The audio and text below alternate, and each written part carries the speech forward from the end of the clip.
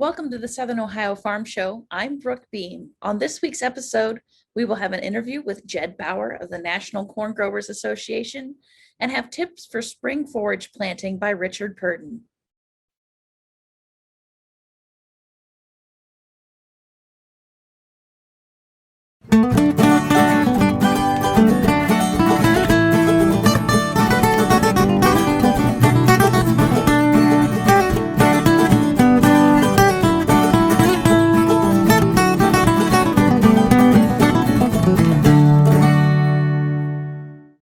Welcome to the Southern Ohio Farm Show. This is Gigi Neal of OSU Extension in Claremont County, Agricultural and Natural Resources Educator.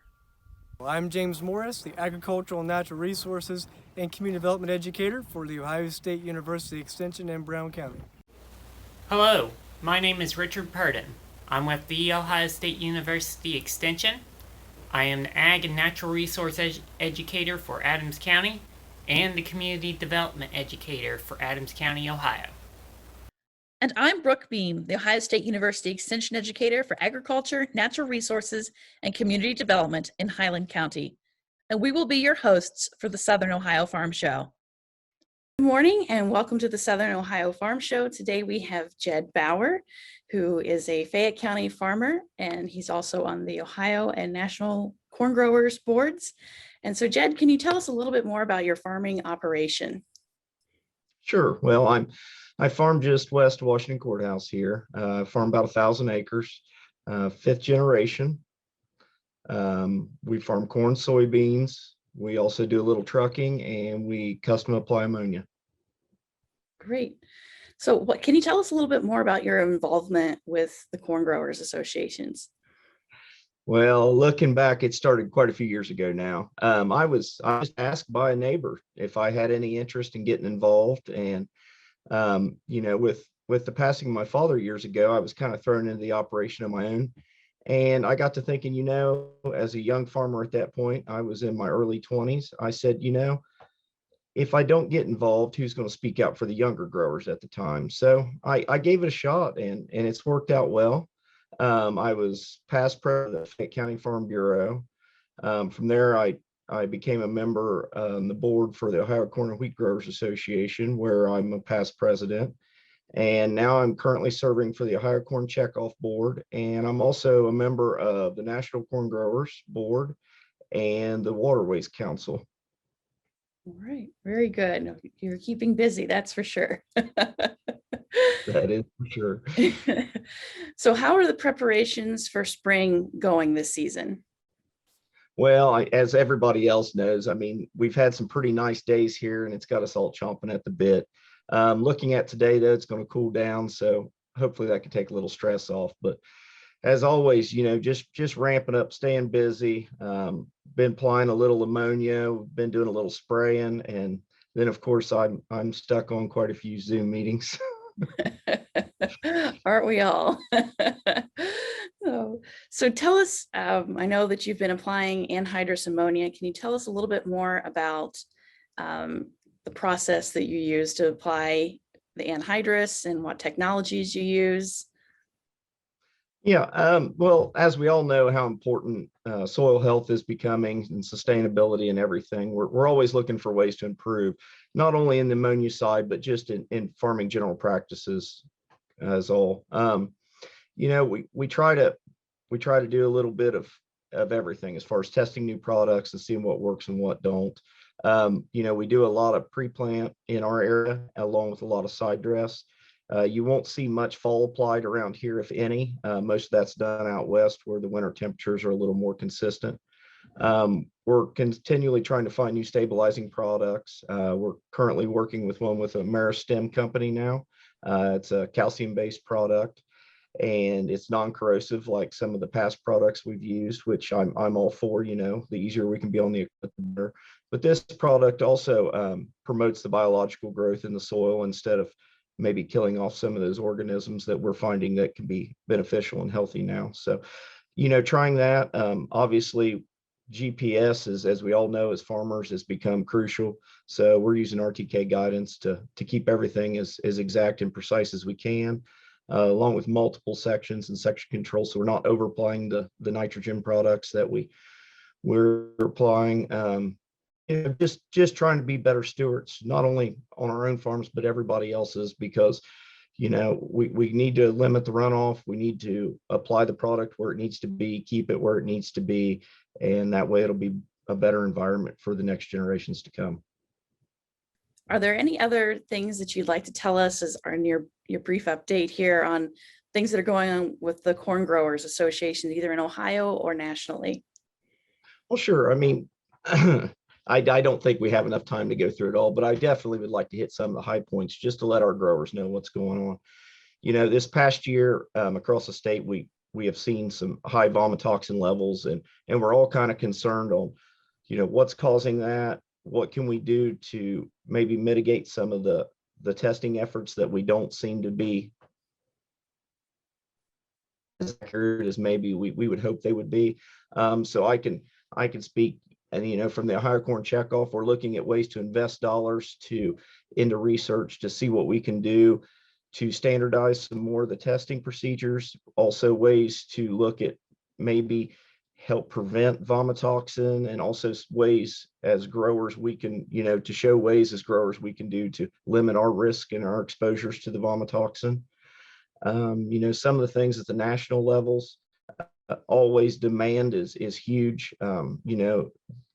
The more times we can build demand for corn, the more product we can sell, the higher the price is going to be.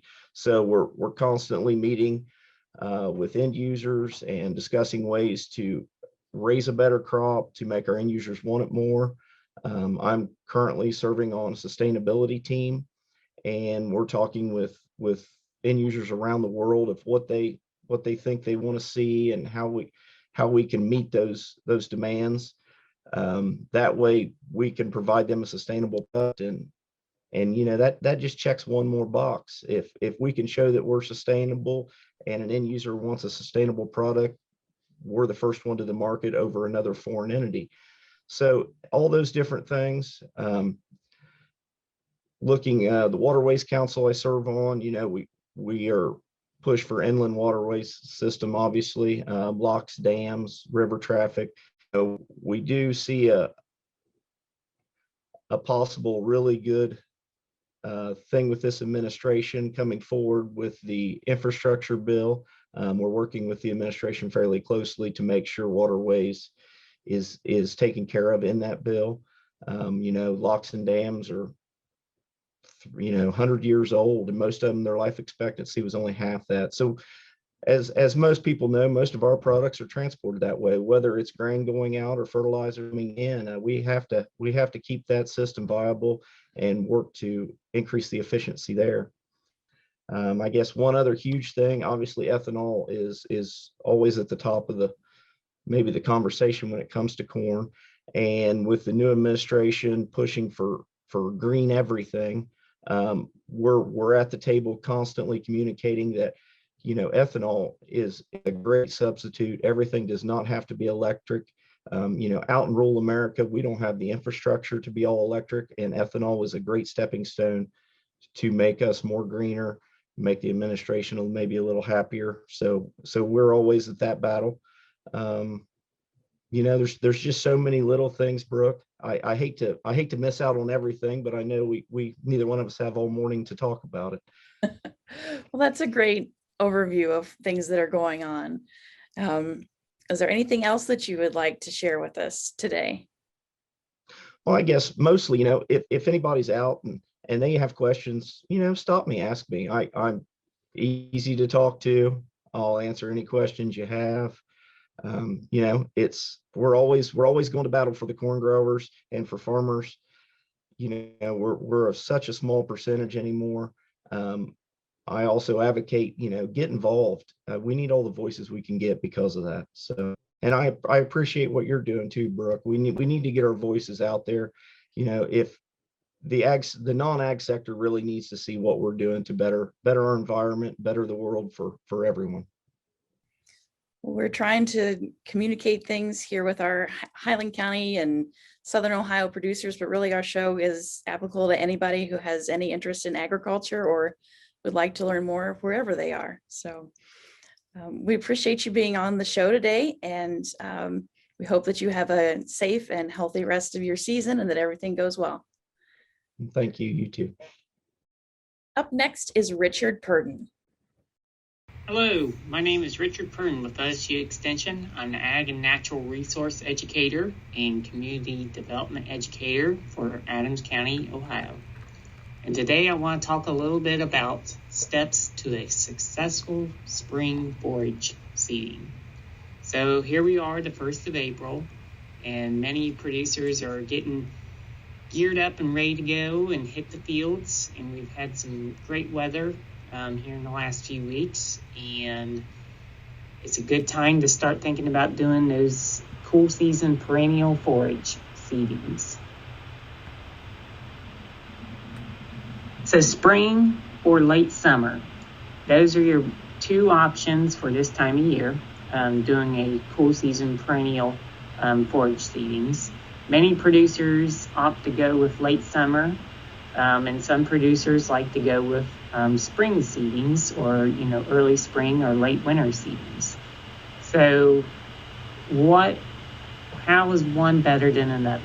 So both of them have their pros, and both of them have their cons, I guess you could say, or limitations. So what can be planted in the spring? Cool season grasses include tall fescue, bluegrass, orchard grass, timothy, perennial ryegrass, annual ryegrass. Cool season legumes and broadleaves that can be mixed in with those grasses can be red clover, white clover, sweet clover, and even many different types of clovers that can actually be seeded. Alfalfa, lespedeza, bird's foot trefoil, and crimson clover. And then small grains are often mixed in with spring seedings and even fall seedings, or to act as a companion crop, or also known as a nurse crop, to protect those young seedlings from a late frost or heavy rainfalls, and also for erosion control, because small grains will establish much faster and grow much faster than our cool season forages and cool season grasses. So those include oats, spring wheat, or spring barley during the spring. So what are the pros and what are the cons? So for spring seeding, you take advantage of the cool and moist soils, which our cool season grasses and forages prefer. They prefer cool, shorter days, cooler soils, and less competition. So you take advantage of that faster establishment. As our soils begin to warm, those seedlings will get established much faster, and they don't have to go through a cold winter time like our fall seedlings do. More winter hardy. So as they get established, they got a full season of growth, putting their roots down and taking up nutrients. So once it is time to go into the first year of winter, they will be much more hardy and survive winter relatively better than our fall seedlings. And it is possible to get one or more cuttings off of a spring seeding of cool season forages. Spring seedings also have their downfall though. More weed pressure is usually associated with spring seedings, because just as the forages are establishing, so are our winter annuals and our summer annual forages, such as foxtail, which can be a big deterrent and actually hurt the stand of crops and other weeds too. Wet weather can be a prevention of planting. It seems like you got to have a perfect spring in southern Ohio to get your spring forage seedings seeded at the right time.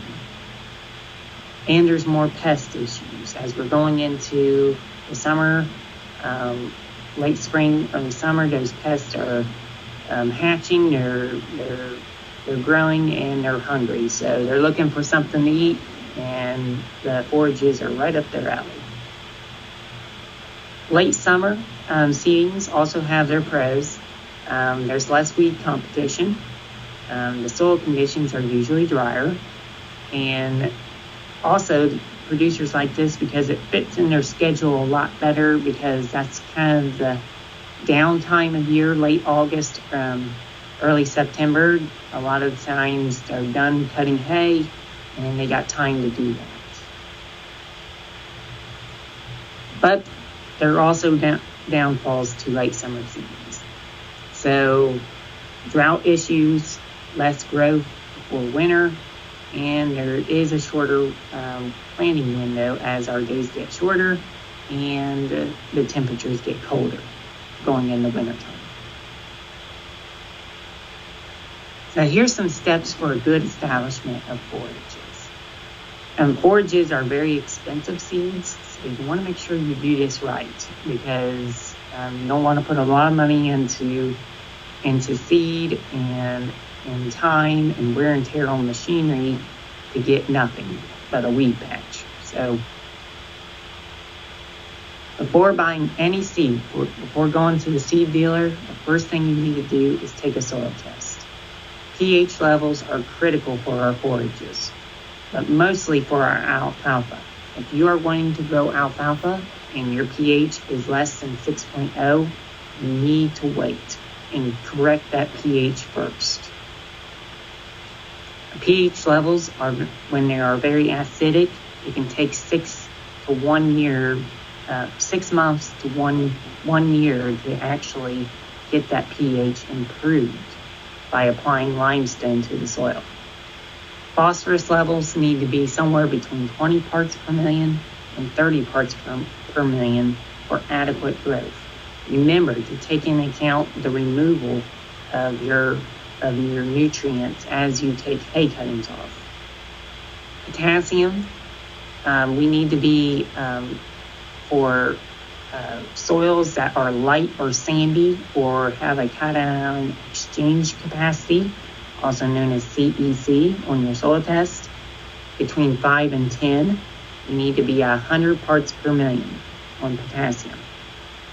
If our soils are more fine or heavy soils, with a CEC level of 10 to 20, we need to be 120 parts per million on our potassium soil test levels.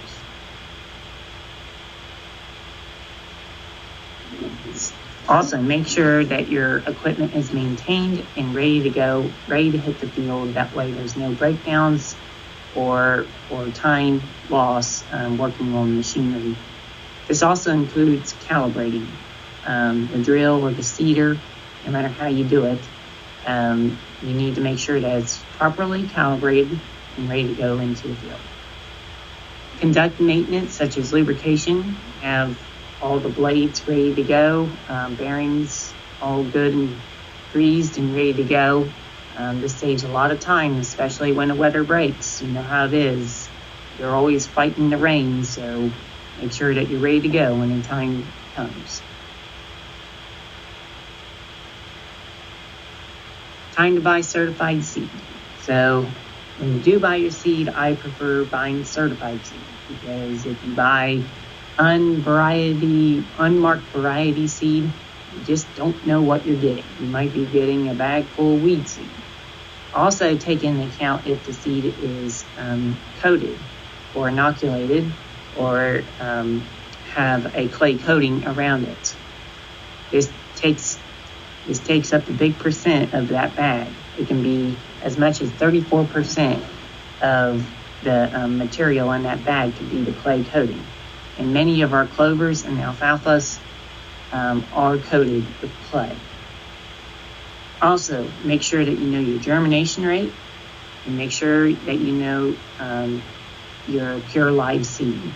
What is weed seed percent and your inert matter. So that's foreign material. It could be hulls, it could be something of that nature, but we need those numbers to be very low.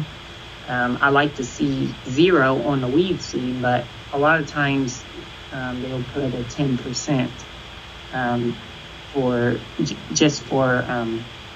a backup, or that's what it could be in that seed.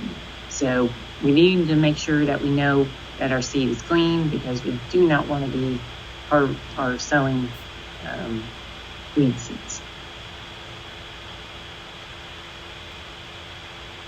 Many of our cool season perennial forages produce very small seeds, so we need to make sure that our equipment is set up right to plant those seeds in the ground at the right depth. And we also need to make sure that our soil is prepped in the proper way.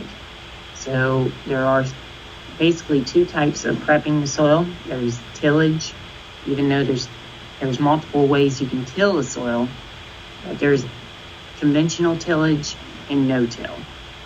Planting depths of most of these seeds need to be 1/4 of an inch to 1/2 inch, and that is critical, because if we get deeper than 1/2 inch, much of these small little seeds cannot break through the soil that deep. So we need to make sure that we're setting our equipment up to put that seed in the ground at 1/4 to 1/2 inch. Tilled soils should be worked fine, but not too fine, because when soils are overworked, they have a tendency to crust after a large rain. So we need to make sure that our soils are worked fine enough to where our seed is in contact with the soil, but we don't want to work it too much. Having a good, firm soil seed bed is critical for alfalfa. We need to make sure that we use a packer or some sort of drill with a packer or press wheels to make sure that alfalfa is firmly in the soil.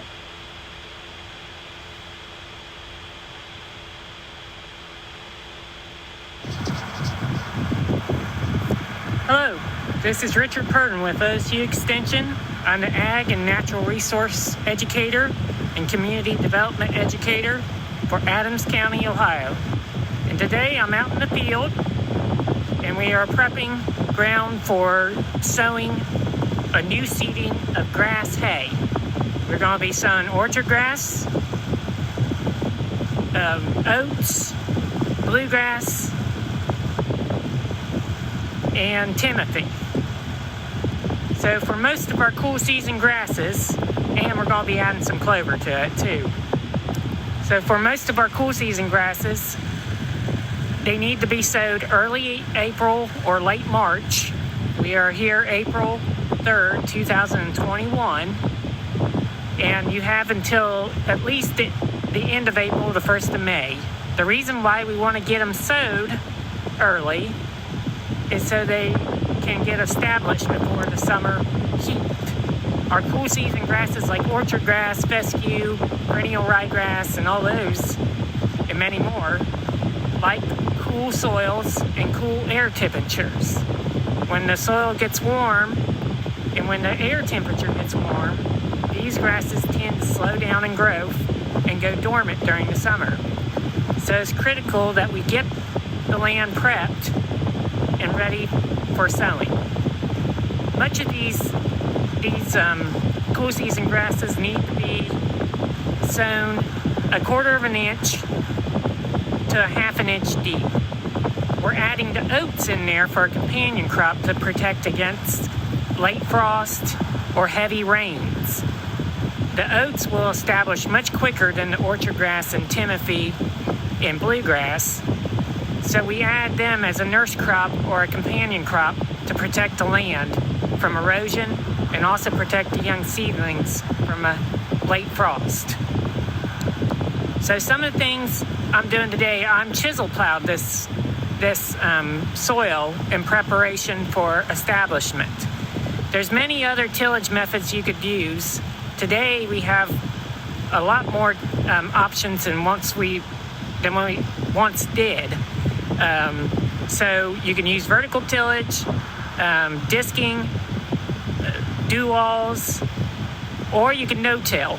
But the problem with no-till is we have a lot of weeds that we need to take care of first of all, which we can use herbicides, but it's best to take care of those weeds in a more natural way to reduce residual effects on our young hay crop.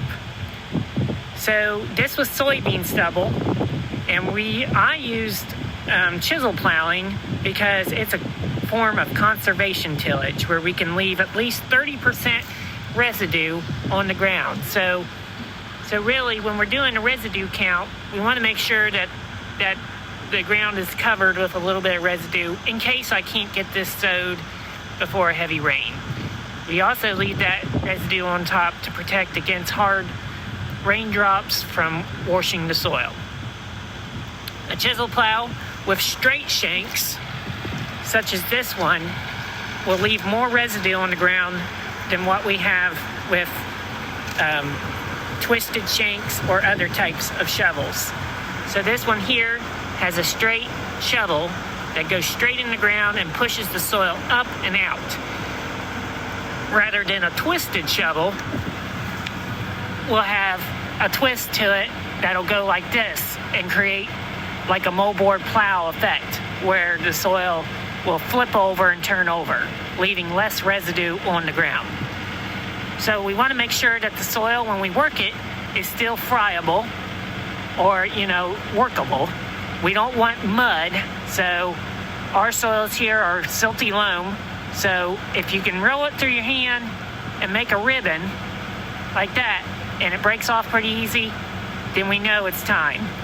If it makes a long, long ribbon and stains your hands, we know it's a little bit too wet. So another thing tillage does is help warm the soil a little bit to help get those young seedlings germinated. If you have any questions about new hay seedings or anything else, don't hesitate to call me, 937-544-2339. This is Richard Purdin. We'll see you out in the field. So our tillage practices, such as deep tillage with a moldboard plow or a chisel plow or some kind of deep ripper, we usually go deep tillage at 4 to 6 inches in depth. This is the first pass. That's usually breaking up the soil, getting it prepped for our other forms of tillage. Then it's usually followed by a shallow tillage or a disking of a disc or a vertical tillage tool or a field cultivator of some sorts. There's also other types of tools such as faulty mulchers and packers that can be used. But a disc is usually ran over the soil once or twice after a chisel plowing to make sure that it's level and compacted. The purpose of a disc is for compaction. That's what it was built for. It was built to compact, and that's what the disc is used for, is to get a level surface of the soil and pack down that surface, making a tight seed bed for that forage seed. For vertical tillage, or you can use a disc over without using a chisel plow or a moldboard plow. A vertical tillage tool is awful handy because you can go over it once, prep a shallow seed bed, and not have to use as much diesel fuel. Also wear and tear in time out in the field. And then we could use a no-till seeder. So many conservation districts, such as soil and water conservation districts, offer no-till drills for producers to rent if you don't have one of your own. But most farmers that also plant soybeans and corn also have a drill to plant their soybeans with, and they can use these to also sow some of our forages. Granted, a lot of our drills, our no-till drills, are built very heavy, so making sure that you have your depth set on these is critical because they have a tendency of planting too deep, especially if the soil is coming out of soybeans or out of a fall tillage where the soil has been disturbed. So we need to make sure that we have the depth set on our no-tillage machines. That is critical. So what are some common seeding rates to sow our forages at? Orchard grass is recommended 10 to 15, 15 to 20 for tall fescue, 8 to 10 for Timothy, 8 to 10 for Kentucky bluegrass, alfalfa 15 to 25, red clover 8 to 12, and oats 2 bushels or 64 pounds. So these are pure seedings, so that would be if you sowed those alone. When you start mixing, you'll want to cut those down. So a half and half, so orchard grass, half alfalfa, might be 7.5 alfalfa and 5 orchard grass. After seeding is complete, we need to make sure that we do our scouting. Scouting is important, and no matter what crop we're trying to grow, making sure that that crop is off to a healthy start and going strong, and that there's no invaders such as pests or even weeds taking over our forage stands. If there are weeds or pests, we might have to use our integrated pest management practices and do some application of a herbicide or a pesticide or insecticide to take care of those pests that could hurt our stand of forage over time. An evaluation of forages should go on even longer after that. After coming out of the first winter, we need to make sure that our forages are healthy and strong and that there is no winter kill. This is especially critical for alfalfa seedlings. If you have any questions, don't hesitate to call me. You can give me a call at 937-544-2339, or you can email me at purdin.19@osu.edu. And here's a couple of good sources to jot down, the good reads on how to establish good forage stands and how to maintain good forage stands. Everybody have a great day and enjoy the spring weather. Thanks for tuning in for this week's episode of the Southern Ohio Farm Show. We'll see you again next week for another all-new episode.